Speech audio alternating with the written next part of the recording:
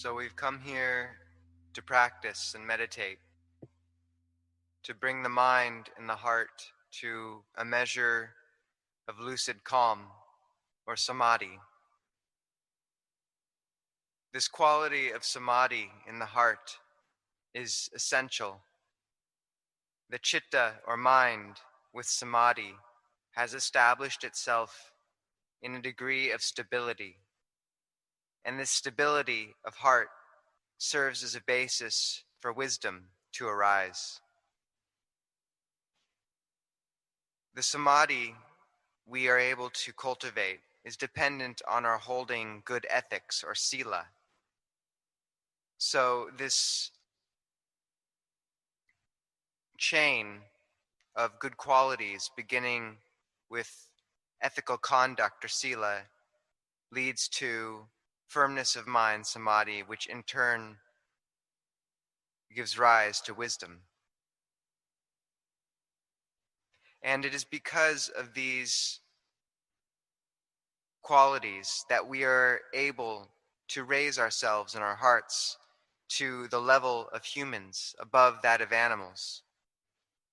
An animal will spend its entire life just looking after its material and bodily needs, searching for food day in and day out, and paying no mind to other concerns in life.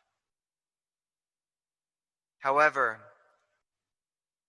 because we have the potential to develop the heart and mind to a truly transcendent and human level, then we also have the ability to look beyond the day-to-day needs of survival and to look towards the development of our hearts.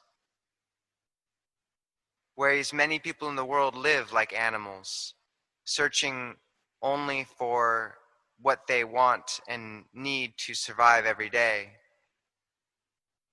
one who's undertaken the spiritual practice establishes a higher goal to develop and brighten the heart and mind.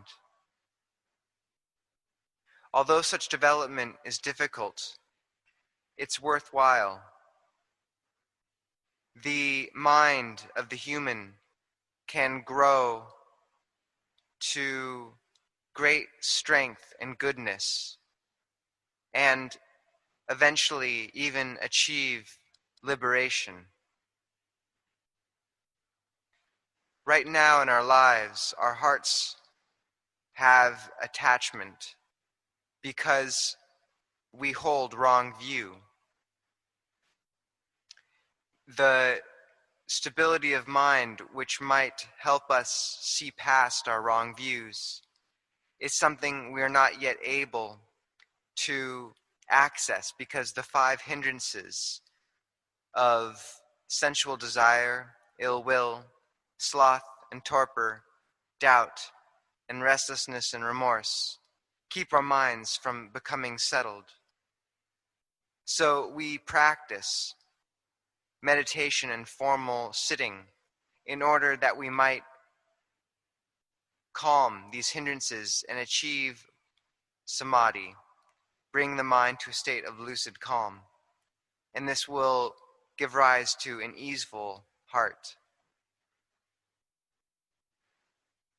With the mind imbued with such calm, we can develop wisdom or panya, contemplating the 4 elements, for example, and how the body can be divided into these 4 constituents of the material realm.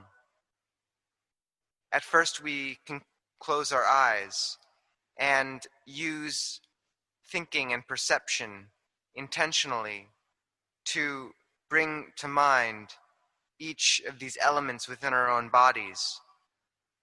This will be somewhat artificial, but still useful and is necessary for most of us at the beginning. We contemplate the element of earth in all things of our body which are hard, such as the bones, the blood vessels, the skin. teeth, hair, and so on. We contemplate the water element or liquid and those things which have a quality of liquidity, such as the pus, the blood, the saliva, the urine, and so on. We contemplate fire in the element of heat and energy within our bodies, that which allows us to move, metabolize, and digest food. We finally contemplate the wind element, which is responsible and associated with not only the in and out breathing, but also with all movement within our body. And we use this sort of thinking and contemplation until we become expert at it and develop peace and a calm mind from such contemplation. Once we've developed not only this calm, but also the wisdom that can arise from such calm, we may gain insight into the nature of all conditioned phenomena. Just as the Buddha's first disciple, or enlightened disciple, Anya Kondanya, saw that all things that have the nature to arise also have the nature to cease. Yang kinchi samudaya dhammang sabantang nirodha dhammang ti. Just so, we also will perceive this essential fact of conditioned existence and encounter in that insight the deathless, attaining the first stage at least of awakening, sotapanna, or stream entry. This is the fruit of such development of wisdom. To contemplate this mass of elements, the body, as just that much, allows us to see through the self, and to understand that within this body, this form that we usually attach so tightly to, there is no being or self to be found. This vision and insight leads us to see Dhamma. And when we practice regularly, when we attempt to bring our lives in line with the good, when we apply ourselves consistently to the practice, then we may indeed find ourselves moving towards just such insight. This practice of formal meditation can be difficult at first, and we may need to use different techniques to bring the mind to calm. For example, we may chant either internally or out loud, and if we find that as we chant, we're still thinking and the mind is running, then we might try to increase the speed of our chanting internally. Or if this does not help, we might take 3 deep in-breaths and exhales, calming our mind and bodies in such a way. This is how we reestablish mindfulness. If, as we chant, we allow the mind to wander after this and that, then the practice is of little benefit.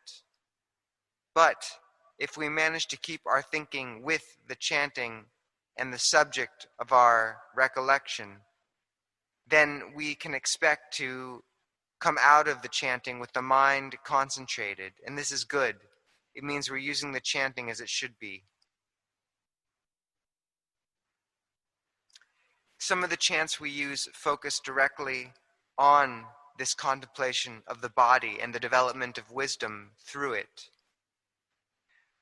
For example, we chant the different parts of the body, and this aligns with the practice of the first satipatthana, or foundation of mindfulness, which directs one to contemplate the body internally and externally. So this contemplation of the body externally includes our looking at and thinking about the external parts of the body which we can see, such as the hair of the head, hair of the body, nails, teeth, and skin. Kesa, Loma, Naka, Danta, Tacho, which wrap the body and obscure it from view. Ajahn Chah taught us to look past this, to think of what those around us would look like if we peeled all of the skin off, how they would be completely red with blood and white with bone.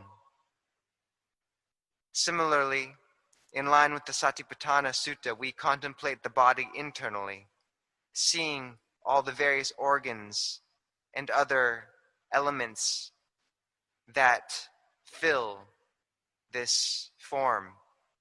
And this leads to wisdom. Only the Buddha taught such powerful insight and the path to the deathless so clearly. The Brahmas during his time did not know this path, and neither did the other ascetics. And his teaching and legacy still exist, his paramita, in the world today and in Thailand, where the teaching is still extant. Ajahn Chah would frequently ask, can't we find or can't we see the Buddha born in Thailand today? And this was a question delivered with wisdom to make us realize that whenever one sees the Dhamma, they see the Buddha. Even more so, that whenever we develop mindfulness and wisdom, that we are developing the path towards the Buddha. Whenever we are close to mindfulness, we are close to the Buddha.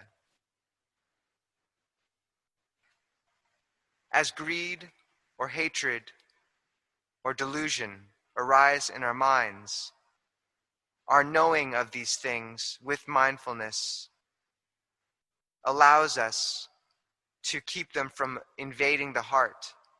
And then Dhamma has room to come into our minds and lives. Someone who knows anger as it arises can have the wisdom to not take it up and to forgive. And because this essential practice and instruction is still available to us, the path and fruit is also still available to us, and it is timeless. So we should look at our lives and those around us. We should see how in the world today many suffer, sicken, and pass away, and reflect that we too are subject to this same fate. Time passes constantly and relentlessly, and we must use what time we have now for our benefit. The future is not for sure, but right now we can develop our hearts, raising the level of our minds to a true transcendence, and this is good. We must walk the path of sila, samadhi, and panya, ethics, concentration, and wisdom. We may still have thinking, and the mind might still run, but at least we can think in line with the path, in line with Dhamma. We can contemplate how this body is not a self or a being. We can direct our attention towards the four foundations of mindfulness, perceiving the body as just that much, a body in a body, and similarly with feelings, the mind, and Dhamma categories. When we're in pain, we see the Vedana or feeling as just that much, as just Vedana. And we should not become discouraged if this practice is difficult. All those who have come and ordained have barami, have spiritual strength, and accumulated merit. Just to be interested enough in the teaching to come and ordain, to have sila, to be interested in practicing, and to further be able to bring the mind to any level of calm All of these require great past merit, and we should count ourselves blessed in that we have at least some of these qualities.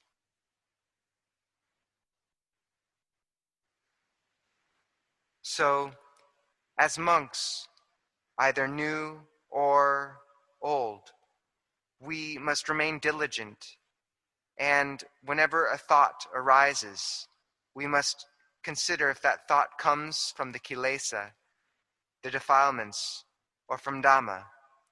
If it comes from the kilesa, we must remind ourselves that we, as monastics, should not follow it, and should instead direct our efforts, energy, and hearts towards making an end of all suffering. So, for all those gathered here, both monastic and laity, I wish you all the best in your practice and the development of your hearts.